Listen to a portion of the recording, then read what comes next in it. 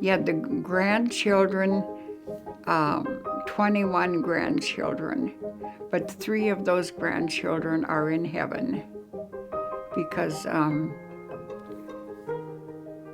Randy and his Pam lost their first baby, Chandra, and Joel and Linda lost their first baby, Maddie. Those 2 were infants. And then we lost Jonathan in the Iraq War. So those 3 grandchildren are in heaven waiting for us. And 35 great-grandchildren. That's a lot of them. And one of those is gone to heaven, one of the great-grandchildren, Anthony, we lost.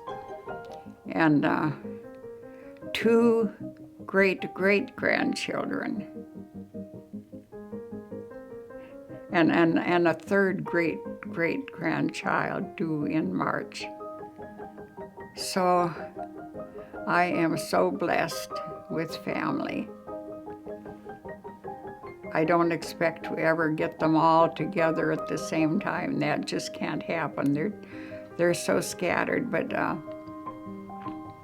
they're such a blessing. And I pray for them, and Grandpa and I prayed for them. And I think the kids all know that we prayed for them every day, and I still do, and pray for them by name. And I guess the most important thing that I would want them to know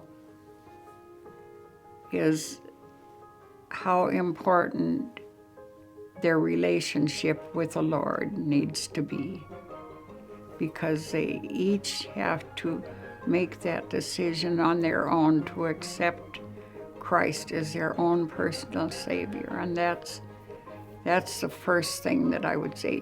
God doesn't have grandchildren. You can't say, well, my parents or my grandparents were Christians, because it's a personal thing. Each individual has to make a choice, and God gives us a choice. We're not forced into anything. He's given us our free will, and each individual has to make that choice, whether to accept. Christ died for us.